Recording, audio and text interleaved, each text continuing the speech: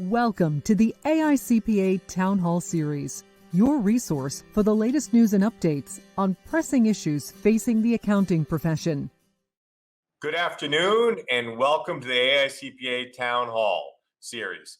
I'm Eric Auskerson, one of your hosts for today. Hope you all had a great 4th of July. We've got a fantastic program for you today, so let's get right into it. We're going to kick it off with a broad discussion with Mike Faulkender, who was the lead behind the PPP program at Treasury. He basically was the architect of the PPP program, and we're going to hear a lot of first-hand insights from him about what happened over the past year, as well as looking forward. We're then going to move to the legislative tax update with Mark Peterson, have the usual technical guidance and business relief updates from Lisa Simpson, and then we'll close with the open forum. So I would like to introduce Mike Faulkender now. So Mike, please join me. It's an honor. It's an honor to have Mike with us today. One thing even before I do his bio is I want to state that, Mike, you really were with us throughout 2020 because Lisa Simpson and I spoke frequently about the updates you provided to us related to the PPP program. So Mike was the chief economist and assistant secretary for economic policy at the U.S. Department of Treasury. He was the implementer and the lead behind the PPP program. Currently, he's a professor of finance at the University of Maryland Business School. He's widely published, and he received his PhD from Northwestern University. So welcome, Mike. Thanks, Eric. It's great to be back with you and AICPA. And let me just start by saying I want to thank everybody. As you and I discussed many times, this was an enormous partnership, and the people on this call were integral to making the program work as effectively as it did. Well, thanks, Mike. And I was going to note that. I mean, you've helped shape history, but you've also played a huge role for the CPA profession. You really were a partner with us. You really valued the role that the 44,000 firms played in working with these businesses to get the business relief and help keep the businesses intact. So let's just get into our discussion. These are the topics that I'm going to cover with Mike. Well, he was in the room where it happened. We're going to kick things off and talk about some of the defining moments of creating the largest business relief program in U.S. history. We're then going to talk a little bit about some of the lessons learned. We'll get Mike's perspective on the forgiveness process, and then we're going to talk about two other topics. The current U.S. debt level and some global issues. So just first off, this is kind of what we did in 2020. You look at the CARES Act, to the Paycheck Flexibility Act, to the 24 interim final rules that you issued, to all of the FAQs from the SBA, to the Economic Stimulus Act, which you also played a key role in December of 2020. So many different components related to PPP. So let's just, we can take the slide down and get right into it, Mike. But I'd like just to start off with, March of 2020, the creation of this acronym PPP and just the initial concept of this program and the why behind it. What did you know that you had to do at Treasury to be, the economic first responder and really help these businesses that were being shut down? Yeah, absolutely. I mean, thinking back to that time period, the pandemic was coming on very quickly. The public health crisis necessitated some shutdowns of operations around the country. And we didn't know how long it was going to last, but we knew that businesses, and in particular small businesses, were going to need a lot of assistance. And if we were going to be able to rebound quickly, we know that we need to maintain these small businesses, the investments that they make, both in their operations and in their workforce. It was extremely important to keep those relationships and those investments intact. And so providing funding to small businesses was from the beginning an element of the administration's proposal to Congress. You couple that with just how quickly the pandemic set in. One of the things that I always remind audiences of whenever I talk about the launch of PPP was that in the worst week of the financial crisis, about 665,000 Americans applied for first-time unemployment claims.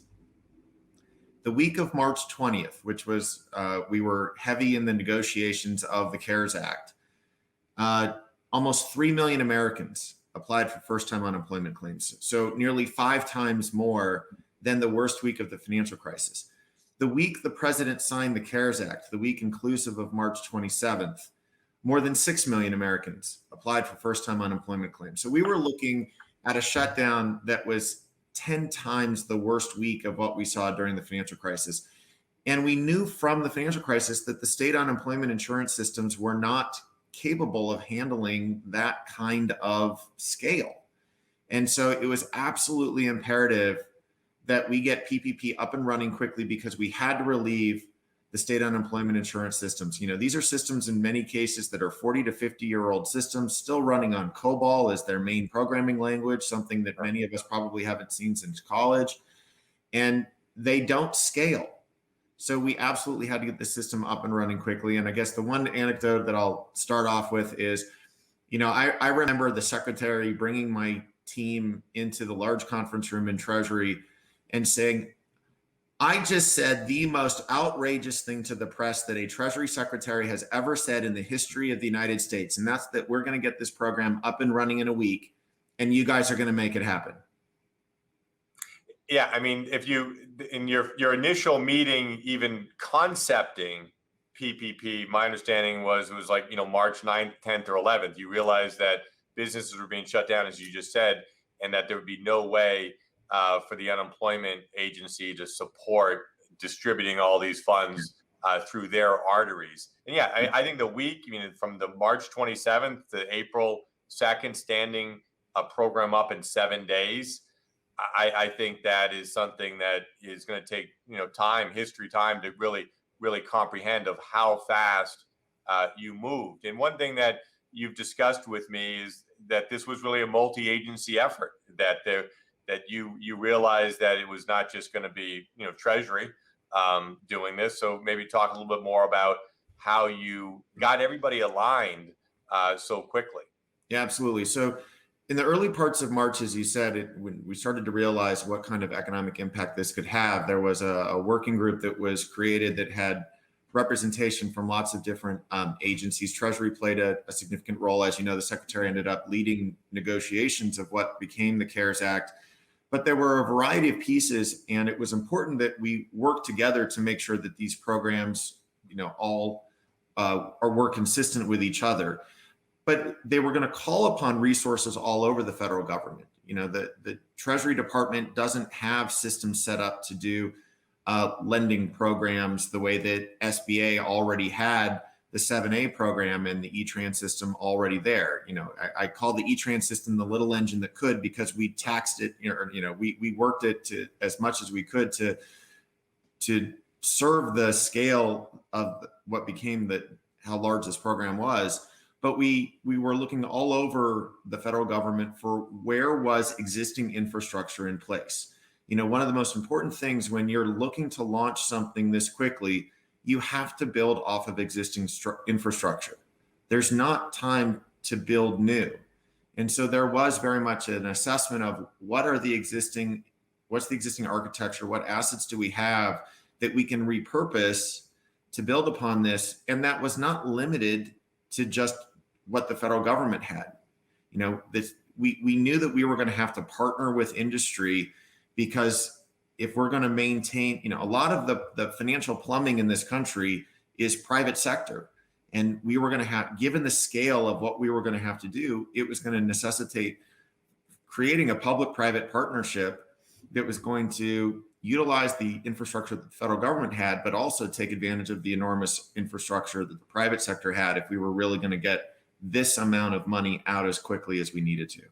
Yeah, well said. And one slide that we didn't show today, Mike, but we've shown many, many times, is that just the many stakeholders that were involved in this public-private partnership. and how we work together to really execute the PPP program. But I've got to ask you a question that we discussed a lot during the summer months, in particular of 2020.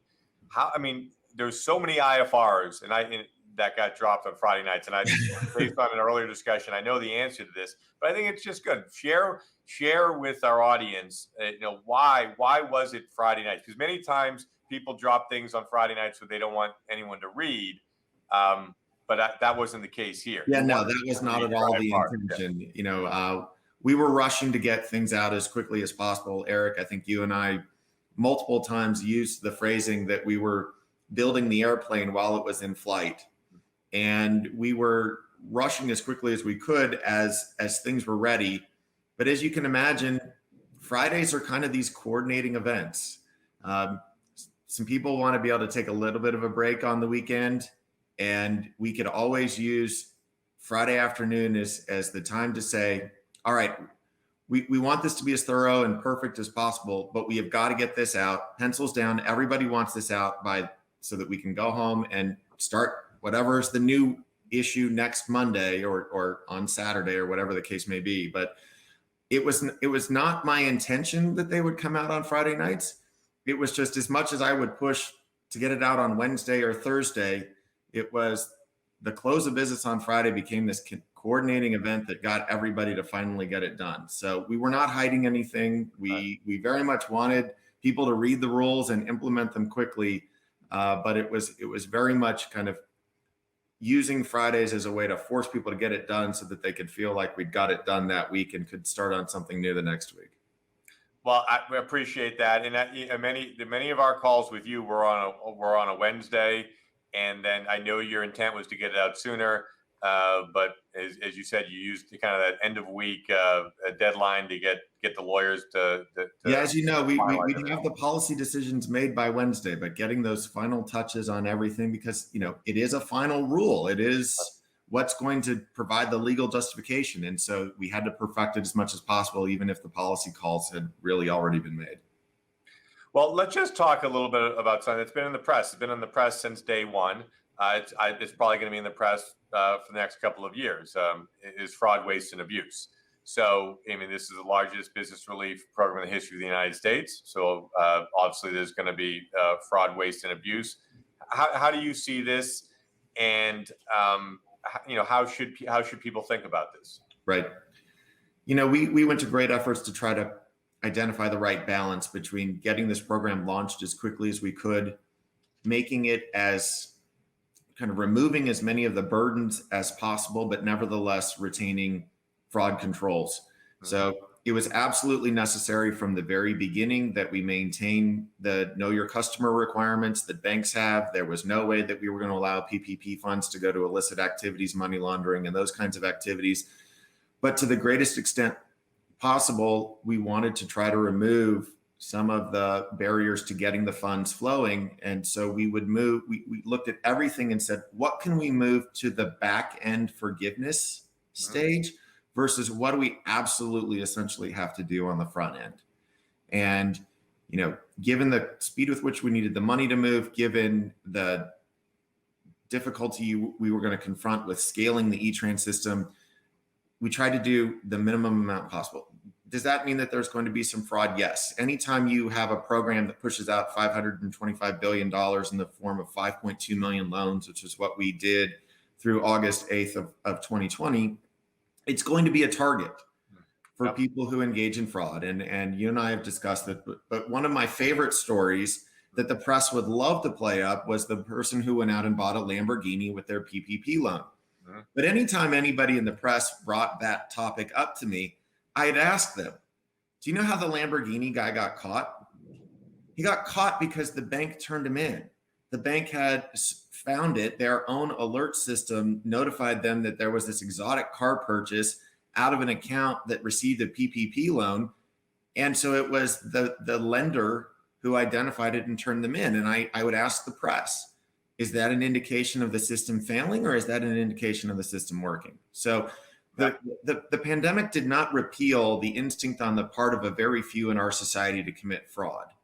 That was going to happen, and PPP was going to be a target, just like unemployment claims had been. But I think we We we worked a great deal to create efficiencies that maintained fraud, but also that got the system up and running as quickly as it did. And again, I'm extremely thankful to all of your members, all of the lenders who went to great efforts to maintain controls and make sure that we mitigated as much fraud as we could. And I'm very thankful to that bank that turned in that Lamborghini. Yeah, I think that's well said. I mean, there's you made decisions to with speed. You weren't going to have an audited financial statement required for every business. So, but you did put in place a lot of checks and balances with the lenders and actually the firms. The firms, what we have found is that applications that the firms were involved in were much higher quality, and I think that public-private partnership helped mitigate a lot of these fraud issues, which are always going to be prevalent, and that's why you have things such as the assurance service line. So let's just one final comment before we kind of move into a little bit of forgiveness and these other topics. Is this the impact? I mean, I think that's the bigger thing. It's always interesting to talk about a fraud story, but history was made in keeping the U.S. economy going. And I know you've done some research related to this. I have, yeah. So there are two kind of major data points that I would provide people with when I talk about impact. The first one is the jobs report for May of 2020. It came out on Friday, June 5th. And the consensus amongst the analysts at the time was that in the month of May, the US economy would have lost somewhere between 7 and 8 million jobs. In fact, the economy gained more than 2 million jobs in the month of May relative to the month of April. And what is it that happened in that intervening time period? It was the speed with which we got PPP up and running. It was the speed with which the lenders that participated in the program got that money out to the small businesses. And it was the speed with which the small businesses were then able to bring their workers back on. So we provided enormous relief, provided enormous certainty, and I think brought a lot of confidence to the market as a result of it. Since then, a couple of my co-authors at Treasury and I have been able to go back and look at unemployment claims based upon where money went out early. And our estimates are that as a result of PPP, we saved as many as 18 million jobs. So while PPP ultimately supported about 50 million of those, our estimates are that at least 18 million of those would have been people on unemployment insurance rather than at those jobs if it weren't for the speed and effectiveness of PPP. Well, excellent. I think, as you stated, the firms played a huge role. You played a huge role, and now we look at the economy and look where we're going. There's still lots of issues for us to address, but we really did probably navigate the economic issues related to the pandemic, better than any other country in the world. So this is something that I look forward to, reading more about as you publish more work and others study this. But let's now, later we'll get back into forgiveness. Lisa Simpson and Mark Peterson are going to join us in a moment. But I want to just move now to the U.S. debt overhang, and I want to bring a chart up here. And prior to PPP, Mike, I know one of the first things you did. Well, wait. Mark and Lisa. I'm sorry, guys. We're gonna bring you up in a moment there. But let's just talk a little bit about the fiscal state of the United States government, and I'll let you explain what you did on your first week of Treasury to get this unsustainable fiscal path highlight put into the executive summary. So as you know, one of the reports that the federal government puts out on an annual basis is the financial report of the U.S. government. And my first week at Treasury, in 2019, we were going through final sign-offs, final clearances to have the secretary approve it. And my big accomplishment the first week that I was at Treasury was that instead of page 2 being called Where We're Going, we got it switched to being called an unsustainable fiscal path. And that was prior to the pandemic, was that with the aging of the population, the fact that we haven't reformed some of our major programs, we were already looking at very large deficits and accumulating debt that was placing us on an unsustainable fiscal path. And then, as you just mentioned, that was prior to the enactment of the CARES Act and the other economic packages that were implemented to curb the economic impacts of the pandemic. But what that means is that it accelerates potentially how quickly we are going to have a reckoning, or that we've got to address the long-term fiscal imbalances that we have in our nation. The pandemic did not change the fact that we are an aging population and that the baby boomers are still in the midst of retiring, and that we're moving towards an ever smaller workforce relative, so our workforce is growing, but the retiree population is growing at an even faster clip. So if you look at the number of workers for every retiree, that's declining over time, which makes some of our long-term programs that assist our senior citizens not viable under their current structure. Eric, I was telling you earlier that one of the things that motivated me to go to graduate school, my statement of purpose in my PhD program, was that I wanted to work on Social Security. And I came full circle when I became assistant secretary, because part of my job was to oversee the Social Security trustees process and work on this very issue. But one of the things that motivated me was that President Clinton called for us to save Social Security first, and we haven't done it yet. And as this chart demonstrates, that day is getting closer every day. Well, this is something that's very important to the AICPA and in the CPA profession. Clearly, financial stewards for their clients and society. And I think this is something that you will be looking to talk to you and others further about. There's an initiative that the AICPA has underway called What's at Stake. And clearly, on this chart, if you look, the gray line is the total projected debt, receipts, and then not receipts, obligations. And the black line is the receipts. So it's a big divergence. What final topic, and we can drop this slide now. One thing that I know you're also thinking about is just the global market, global perspective. I've discussed with you how the 20th century was clearly America's century in many ways, from a leadership standpoint, and now. Just when you look globally, Mike, how are you thinking about American versus Chinese related to where the overall world markets are going? That's right. So the Chinese economy is now the second largest economy in the world. It's growing at a faster clip than the United States, and is on pace to overtake us at some point in terms of gross GDP numbers. And so that begs the question as to what kind of, will this be a Chinese century or will this be an American century?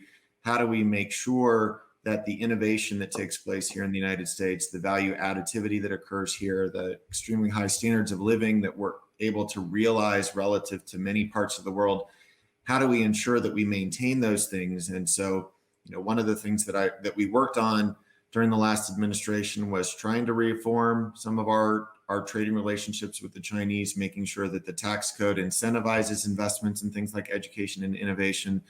And so, we want to make sure that we maintain our competitive edge and that we maintain the investments that are taking place in the United States to make sure that this is another American century, and that we create a trading relationship with China that ensures that things like our intellectual property and our investments are recognized. So I think those are some ongoing issues that are some challenges that we're going to continue to confront, and we've got to think about how to do that in a way that, like I said, ensures that we are able to realize the economic growth and innovation that will keep us at the forefront of standards of living in this world.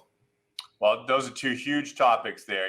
Thinking about the future of Social Security and the U.S. deficit and how best to manage that, and also how to manage our overall global competitiveness. So let's bring Mark Peterson, who he was on many of our calls, and Lisa Simpson, who very well. And I want to see if they've got a question. And Lisa, I left the forgiveness discussion to you, because you're living that today like you lived the the loan application process last year. First, I just want to say hi, Mike. Good to see you again. Great to see you, Lisa. It was great talking to you many times about applications and forgiveness. Thank We're you. all listening to them. Listening to the conversation. I'm not going to throw any forgiveness questions at you, but I do want to let the audience know, because they heard me say it so many times, assume positive intent. Yes. And it is the Paycheck Protection Program. So those were kind of the guiding principles that Mike instilled in me as I approached the PPP forgiveness process. So I want to thank you. You're getting thanks from all of the people in the audience for all the hard work that you put in. PPP saved their businesses, and they're very appreciative. So thank you. Yeah, and just to reiterate what you just said, from the very beginning, we reminded people that it was called the Payroll Protection Program, not the Rent Protection Program. The emphasis was on payroll. We were the authors of the original 75% rule that I know Congress brought down to 60, but when we said it was for payroll, we meant it. But yes, the assumption was that almost all of the borrowers out there were going to use the proceeds for the intended purposes. Forgiveness was never meant to be a gotcha moment. But as Eric and I discussed earlier, it is also important that we put in place some fraud controls and ensure that the taxpayers' funds are used for the intended purposes and that are not being used to do things like Lamborghinis. So there was a process put in place to ensure compliance. We did as much as we could administratively to ease that burden, but as Lisa and I discussed regularly, there were limits in the statute. We bent the rules as much as we could, I think, to comply with the words of the statute, but nevertheless make it as reduce the burden as much as possible and reduce the compliance time as much as possible, because we know the vast majority of users were taking their PPP proceeds and allocating it towards their workers and the intended purposes. Absolutely. And Mike, you and Eric both chatted about the public-private partnership and you working with us working with the firms. We were also able to pair members of Congress doing town halls with small business with members of the SBA and a CPA in their district in order to help them work through the program.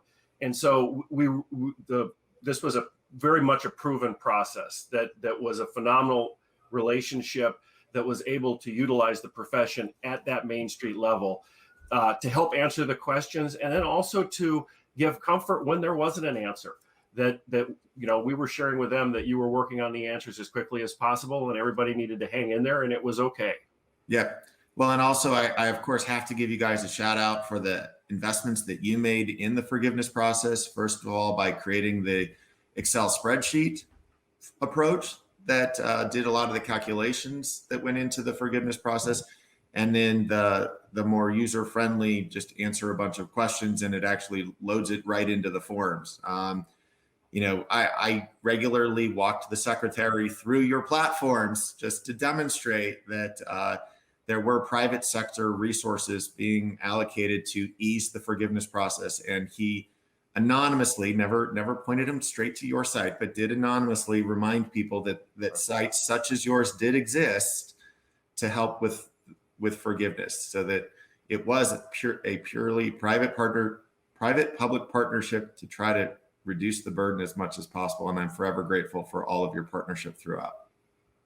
Well, Mike, I want to thank you. I mean, you really were part of our town halls in 2020 behind the scenes. We love having you here live today. I think right after our big 4th of July holiday weekend to provide some of this very, very important, I think, perspective. Barry Melonson's talked about this in past town halls. It's great for you to share this with your clients, to just reflect a little bit on what you've done for them, helping guide them through these business relief activities, help them stay intact. And now we're looking at the next phase here, which is going to be a growth phase, and there's still going to be lots of complexity out there. So, Mike, you're a great partner of ours. We look forward to having you on a future town hall, maybe talking a little bit more about some of those other items that you're doing some pretty sophisticated research around. So thanks again. Have a great day. and we look forward to staying in touch. And I can tell you, we're getting a lot of thank yous from our audience. And Mike did. He worked as hard as any of the firms out there. I know you worked a lot of weekends, a lot of long nights. So thanks for what you did. Yeah, it was an absolute privilege. I said to one of my colleagues who said to me when we were going through this is not exactly what we signed up for. And I said, no, it's not what we signed up for. But given what's happened, there's no place I'd rather be.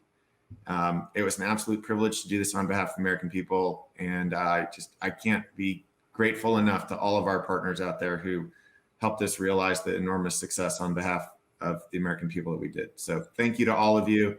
I look forward to continuing to engage with AICPA. Thanks, Mike. Thank you.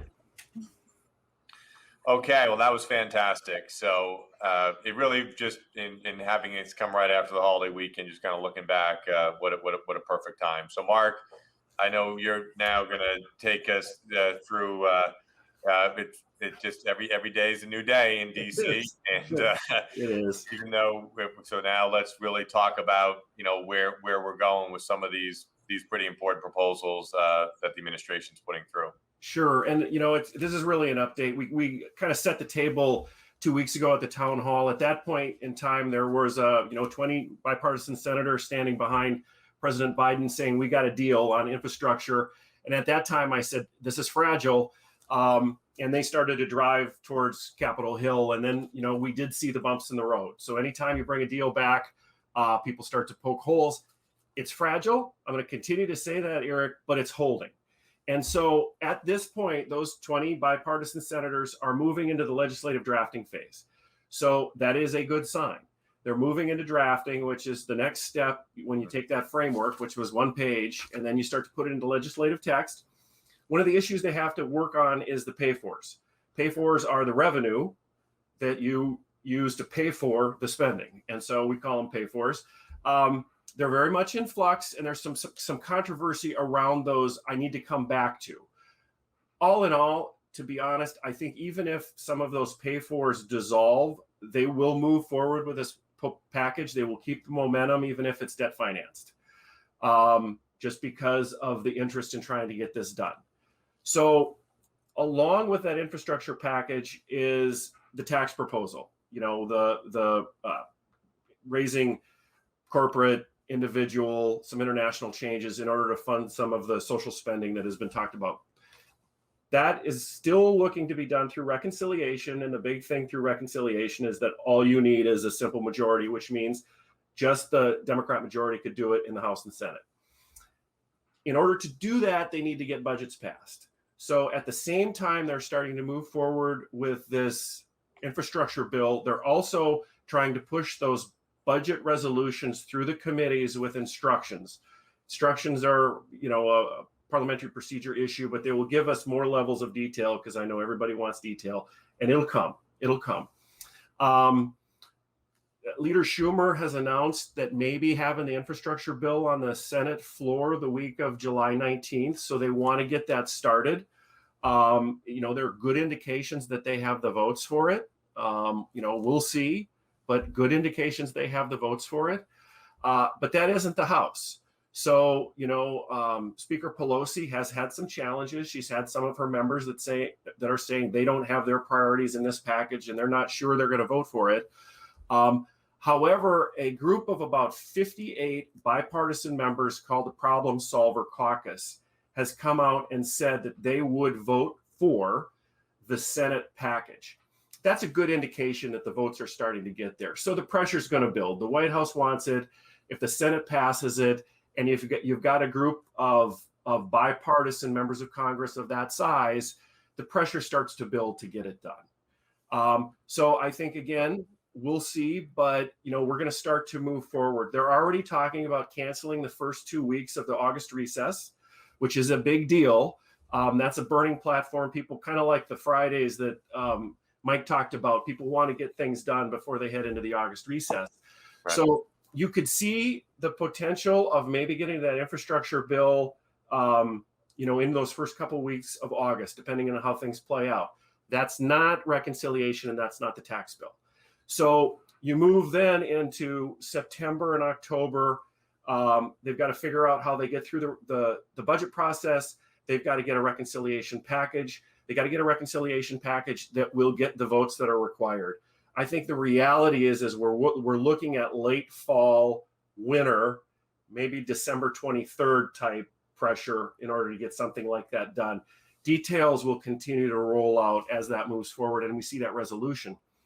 Mark, just on that, because I mean, it's changed a lot. Because I remember in town hall in April, everyone was talking about this be done by July 4th. So now everything looks like on the tax proposals, potentially, as you just said, December, maybe past December, almost becomes 2022. And then the infrastructure, even what Faulkner was just saying that, we need we need competitiveness, we need this. There's a lot of bipartisan, so it seems a lot. These are really separate bills now.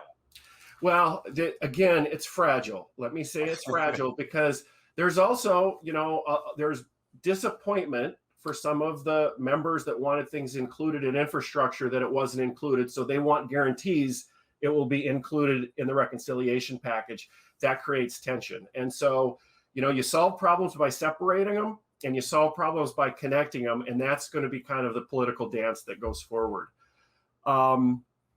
Again, we're going to be updating you through these town halls as this plays out, but that's kind of the trajectory that we see at the moment. Next is IRS service and penalty relief. I don't have to tell folks in the town hall about service. It's poor. We know it's poor.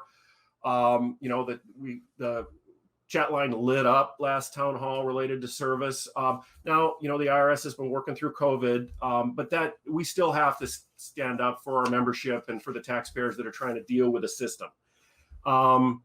Members of Congress are getting phone calls. So it's not just your clients are calling you, they're calling their members of Congress. Members of Congress are calling us about solutions. We continue to focus on service is a longer term issue. There are lots of things that are going to have to take place, funding, training, technology, but right now they could do penalty relief.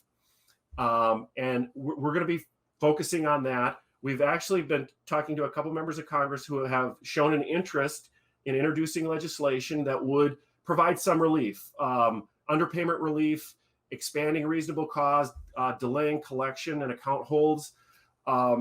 So as that moves forward, we will probably come to the town hall with a call to action to say, please reach out to your member of Congress to get them to co-sponsor this and provide the relief that we need until the IRS can get their service straightened out, because it's absolutely unsustainable. I'll also refer you in the resources. We're going to have Ed Carl, who's our VP for taxation. He has a blog related to the level of service, and it's not workable. And we know it. IRS knows it. Congress knows it. And the short-term answer is penalty relief. So that's where we're focused. So I mentioned the pay-fors earlier, Eric, about how they were going to pay for the infrastructure bill.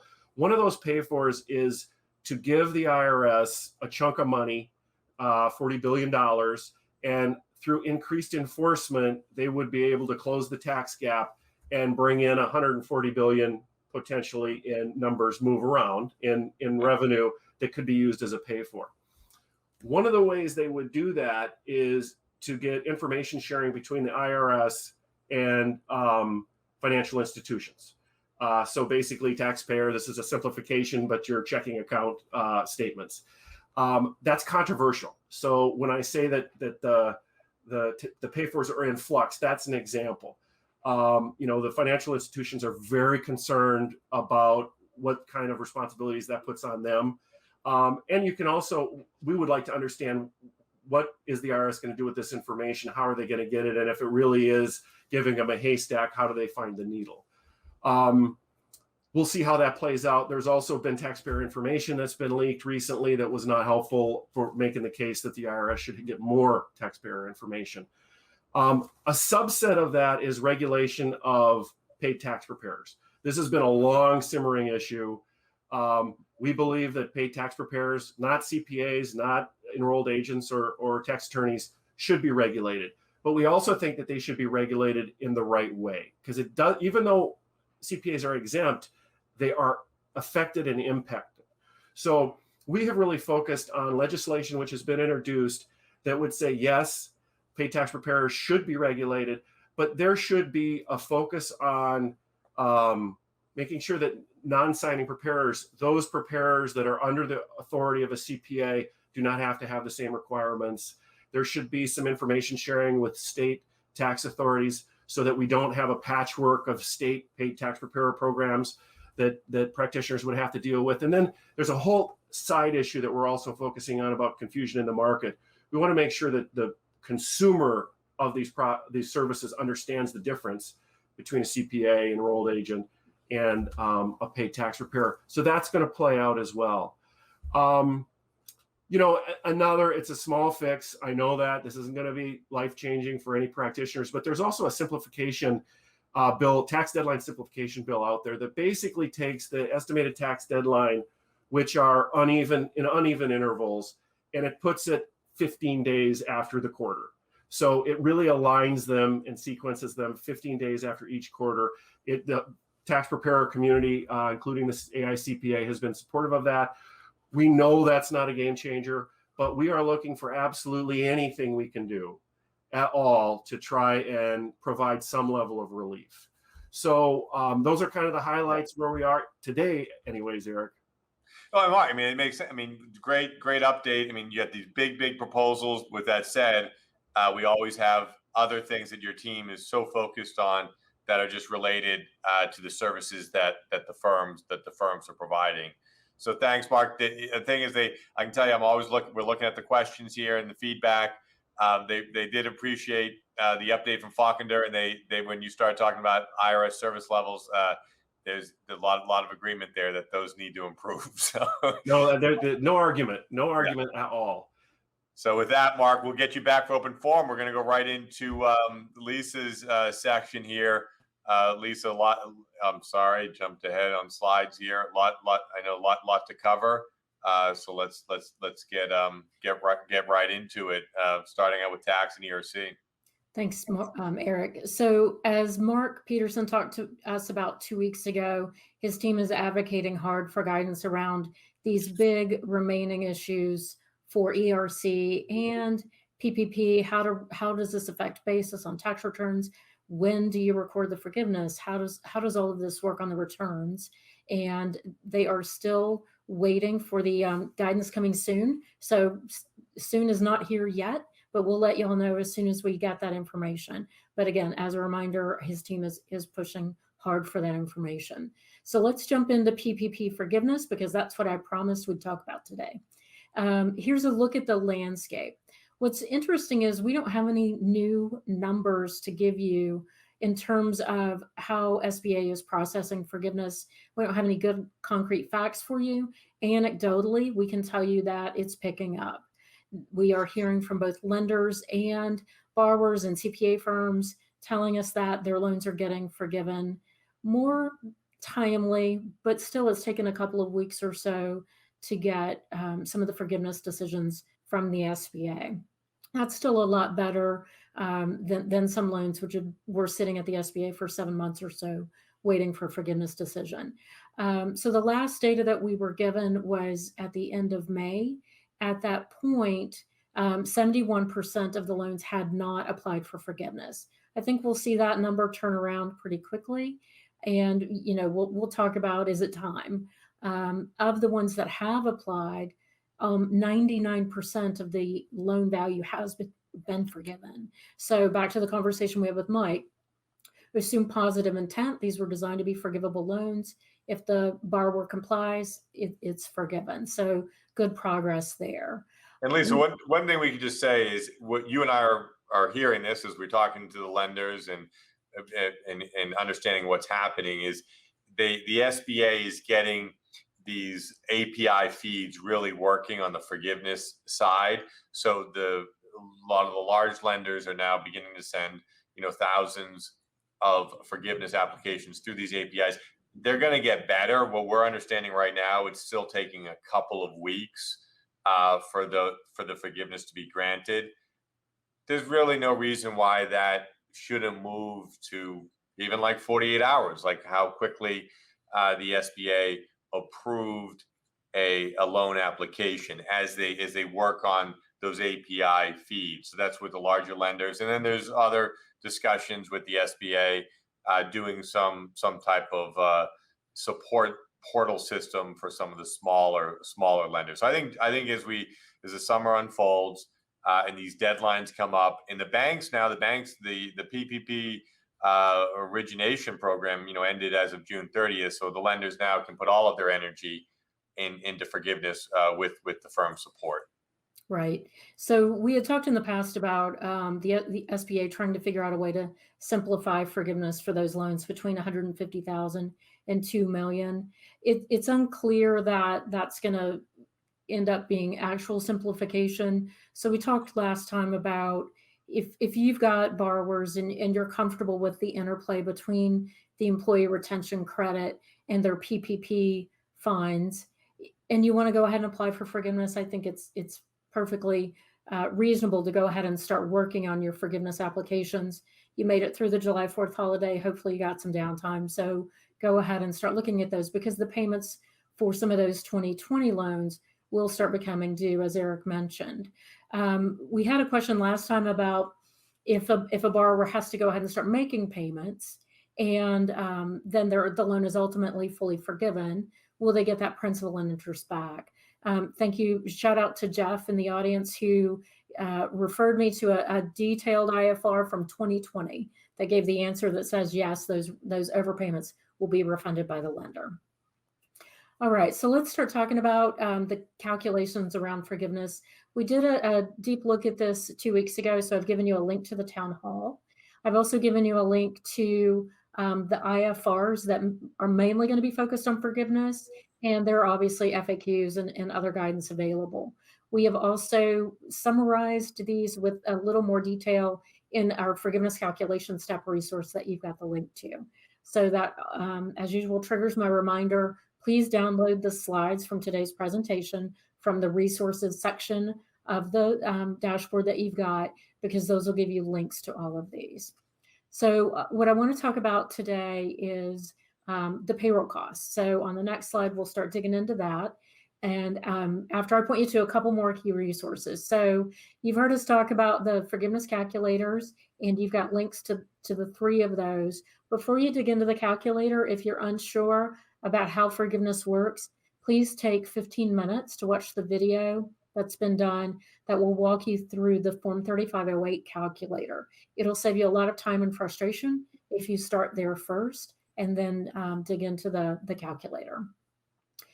So in terms of the payroll costs that are eligible for forgiveness, I've outlined those on the next slide, where, and it looks like a lot of words, but y'all know most of this already, just some key refresher points. The employees have to have a principal place of residence in the U.S. We had a question about tips. So cash tips are included as eligible compensation. You've got all the different categorizations of compensation there. So that's your list of eligible payroll costs. On the next slide, we'll talk about a Schedule C or Schedule F borrower, because they don't have payroll per se if they don't have any employees. So what is their eligible payroll costs going to look like? And I've given you a link there to, I think, probably the latest IFR that came out back on March 3rd. And there's a reference there to the footnotes and Section F that goes through this. But basically, the terminology is going to depend on whether or not the borrower got their loan based on net income, which was the only option prior to March 2021, or if they were able to use gross receipts either as a Schedule C or Schedule F. A point of clarification there, Schedule F was able to use gross receipts after the Economic Aid Act. But basically, their net income or their gross receipts that they're now calling proprietor expenses are what's going to constitute their payroll costs. So that's created a lot of confusion. Some lenders are asking for, give me your payroll reports and your Schedule C with no employees, so you don't know what to give them. You give them this reference to the IFRs that says, here's what it is for a Schedule C borrower with no employees. So basically, it's coming straight off of your tax return. And Lisa, one thing that we're going to try to continue to do, common approach. It's something we talked about last year. We'll talk about it this year. we in American Bankers Association, they want to make sure their members, the banks, are aware of all of the rules of the program. So I think there's things that we can do to try to help you educate the lenders with what the guidance is. And I think that's something that we all need to do together, because we are hearing that lenders are asking for things that they should not, that happened during the loan application phase. So we just need to work with the other leaders to try to, communicate, what is the right path. And Lisa, maybe there'll be more documents that we put out that can be shared by the firms with these lenders. Yeah, and as we move on to the next slide, we do have the loan documentation checklist that is dependent on which form and which type of entity you are. So it's going to outline what is required to be submitted with the application. So one of the big nuances around compensation eligible for forgiveness is the cap on the amount for based on the covered period. So as a reminder, compensation up to $100,000 on an annual basis is eligible for forgiveness, prorated based on the length of the covered period. And there are limits depending on whether or not it's a non-owner employee or an owner employee. So I've outlined the limits there for you. As a reminder, an owner employee is classified for an S Corp or a C Corp owner as someone with a 5% or more ownership stake. If you're a sole proprietor, if you're filing a Schedule CF, if you're a general partner, you're automatically considered an owner employee and subject to those limitations. There are details around what benefits are eligible for forgiveness, again, as it relates to the type of owner and the type of expense. So you've got a chart that you can refer back to. And again, I've given you a link to the IFR reference in case you have any questions about what's included and what's not. Then if we go on to the next slide, you'll see that we get a common question about when must the payroll costs be incurred and or paid. So based on the IFR on forgiveness, payroll costs paid or incurred during the covered period are eligible. And payroll costs incurred during the last pay period of your covered period are eligible for forgiveness as long as they're paid on the next regular payroll date.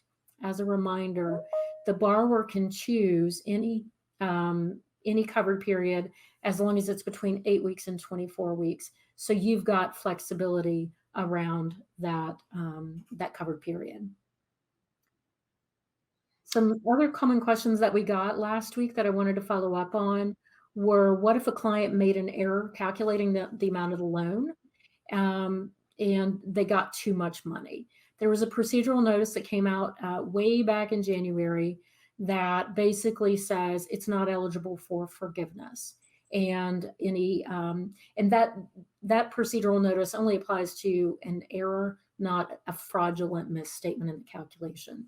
So you've got the information there that you need to address that circumstance with either your lender or your client. We also know that there are some borrowers who got their second draw thinking that they qualified, and then actually as additional guidance came out or whatever, they really didn't meet that 25% revenue decline threshold. So technically the borrower was not eligible for that second draw, which means that it's not eligible for forgiveness, and they'll need to start making payments back to the lender on that. And Lisa, those are just very reasonable, and both of those are kind of reasonable answers. Absolutely. Quick hit on the restaurant fund, because we did get some new data around that. The application process is closed. The portal will be open until the 14th, just so that applicants can go in and check their status, answer any questions and things like that. But basically, as we talked about, the money went very quickly. They were only able to fund 100,000 applicants, but they had more than 278,000 people apply, or entities apply for those grants. we just want to remind you, we do have that tracker tool because you are going to have to report back to the SBA on how those funds were spent at the end of each calendar year. So if you've got clients with those grants, make sure you give them that tool. For SVOG, you've got a look at all of the number there. They had 16 billion available for this program. So far, funding requests have been submitted for almost 12 billion, and they've awarded 3.2 billion. But a lot of opportunities still there if you've got someone who meets the qualifications. And this is just, it's good reflection here. The Shuttered Venue Grant program, that took a few months to launch, and then it's taking time to distribute the funds. Just reflecting back on how fast PPP was with the 1 week time frame. So some things are operating differently, and they can, based on the current environment. So I think at least we have this, and then we'll jump into open forum. Yeah, I do just want to make sure that you know how to get to the resources, because you've got the summary PPP document. Someone had asked about where the FAQs are. You can find the link to them on this page. Our loan forgiveness calculators that got the shout out earlier in the program. So lots of good information there for you. Well, let's have Mark. Alisa, I'm seeing the questions. I had a chance to look at the questions as you were doing that great overview, and there's a lot of thank yous around the videos and the forgiveness calculator. So if you haven't watched that video, take advantage of it, because a lot of people are saying it was very helpful. We've got some tough questions. This question here, there might be a question that we got to follow up on, but this is lenders who have gone silent. That's one thing that we might. There's lenders that have said, wait for forgiveness, and then you have a lender that's gone silent on forgiveness. So Lisa, I think on the waiting one, we know that we do realize that during the winter, lenders focused on PPP2, but now on our discussions with lenders, all the lenders that we're talking to, they're actively working on forgiveness. This might be a good question for us to take to the SBA, and the SBA is looking to launch their own portal. Do you have an answer on that if the lender is gone dark? I think it might depend on which lender it is, because some of the smaller lenders are probably waiting for this SBA portal process to get up and running. And, we expect that to be announced in the next week or so, that this is the way they want to try to help streamline the process. So it could be that the lender is simply sitting back and waiting to hear what the SBA actually does. And, a lot of lenders are prioritizing 2020 PPP applications rather than 2021. So some borrowers are anxious to get those 2021 draws off the books, but the lender is simply prioritizing based on the age of those. Yeah, and I see some of the questions coming in. There might be, they not like Cabbage, they were bought by American Express, not in business. So I think that's a good one for us to follow up on more detail if the entity's gone and they're not getting a response. What the SBA is going to, it seems like they're going to have a direct forgiveness tool, and that's what I would expect if the lender is no longer in existence. That would be a great option. But we'll get back to you on that. Mark, is there any? Go ahead. Can I ask Mark a question? Because we're getting some questions about the restaurant fund and how quickly it ran out of money. So what do you think the odds are? What's the word on the street about it getting replenished? So there's the lightning, Mark. We're in a lightning round right now, like minute round. there was an effort that got 180 co-sponsors put $60 billion back into it. I will tell you, I feel like it's losing steam. I don't see the same effort going on in the Senate right now. I think infrastructure and the reconciliation bill has taken it over. I would say unlikely to whether it gets refunded. Well, that's a good spot to kind of conclude on. There's a lot of other bills in Congress right now with the economic recovery that does seem right, Mark. So Lisa, let's just kind of quickly go through these final slides here. You all know you've got the town hall series on archive. Every week we're seeing a couple thousand views of these, so do leverage that. We're going to be live in Las Vegas for a town hall. So this is a special town hall. It's going to be Tuesday, July 27th You are being auto-registered for it if you signed up for auto-registration, and that will be 4 p.m. Eastern on Tuesday, July 27th. We got the MAP survey. Here's the links. We're going to be reviewing this. Take advantage of it. We welcome your participation. It's very important. So looking forward to our next town hall. Our next town hall is going to be July 22nd. One thing we're going to do in future town halls is we're going to give you like a calendar. So because we do it every other week now. And then we got this special one occurring at Engage.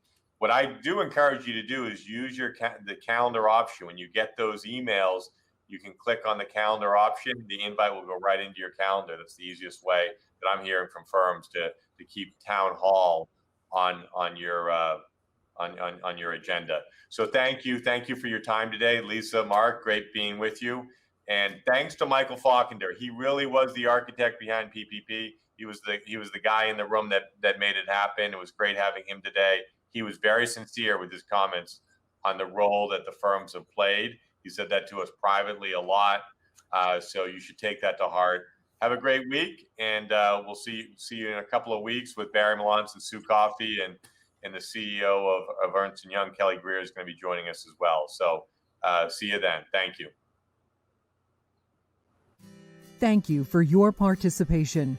You can now subscribe to the AICPA Town Hall series on your favorite podcast platform, as well as watch archives on YouTube and AICPA TV. Tune in for live broadcasts Thursdays at 3 p.m. Eastern Time.